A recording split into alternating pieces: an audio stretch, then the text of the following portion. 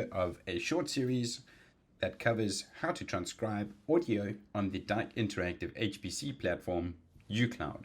This is for researchers who would like to use high-performance computing resources to transcribe their audio files into a variety of text-based formats.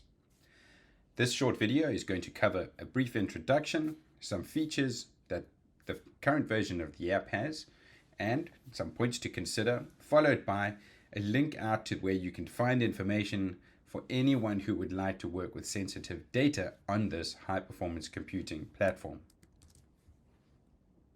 Just a few brief introductions. Claudia is the Research Data Services Unit at Aalborg University and falls within the ITS department. Dyke is the Danish E-Infrastructure Consortium, which is the collective body under which Type 1 HPC or Dyke Interactive HPC is one of the services. And that consortium, the Dyke Interactive HPC Consortium, is the consortium to which Claudia offers some services. The platform that these services are available through is called UCloud and is a web-based platform that everyone with a WAF login can simply log in and access their initial base resources through. A big thank you to everyone who has helped get this application developed. The team at SDU's eScience Center have been very helpful to Pelle Rosenberg-Gøck as he has been developing this application through the course of 2023.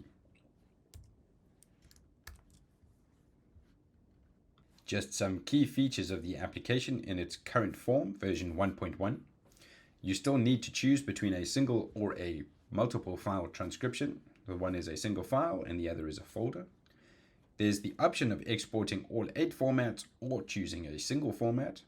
You can, when I say 8 formats, it now includes Microsoft Word and the additional TSV, CSV, JSON, etc. that were previously available. You can find more information about these formats on the Whisper page, both on the UCloud platform and on our local Whisper page. We still recommend selecting the language so that you determine in advance what your text output will be in as far as language is concerned. You can choose the model size, but it is by default set to the large model, which we believe to be the most effective and most accurate for non-English transcriptions. There's now the possibility to open a Jupyter notebook to inspect your code or inspect some of the model instructions or commands that are possible. There's also the possibility, as before, to open an interactive Ubuntu terminal to execute commands directly from a terminal environment. Otherwise, the new feature that is probably going to be very useful for researchers is that there's an automatic archive exported together with the files that are transcribed. That archive has the additional option of having an encryption key put on it, which you can specify in the transcription process. The final feature that's not available yet, we hope it will be there in 2023, is automatic speaker recognition. That is in testing, but is unfortunately not stable yet. But hopefully before the end of 2023, we will have access to it. This is just a quick couple of points to note. The previous issue of having spaces in file names has been corrected, so you shouldn't have any issues with that. Please give us your feedback for version 1.1. We'll provide a link in these slides, which you can download or access via the Whisper application page. And when you export your data from Whisper, or when you've compiled your data with the Whisper transcription application, we really recommend that you explore the applications that are available on the UCloud platform.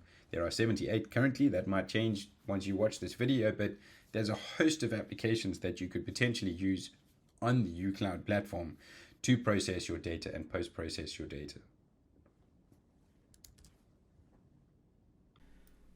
For those who are or would like to work with personal data, we will do another short video explaining what to do and where to find the information about how to get started with your project on UCloud if you would like to use sensitive data. In addition to that, we'll go through a short explanation of how to fill out the Dyke Interactive HPC application form for Claudia. And if you need to find out more information from us at Claudia, you can always contact us via our email, our shared email address. And if you want information about the services that are available in addition to UCloud, you can browse to research data and services on the new researcher.aau.dk website via the top drop-down box and going to Guides, Research Data and Software, and High Performance Computing. You can also find the other services offered by Cloudia by having a look at the other drop-down menu items under Research Data and Software.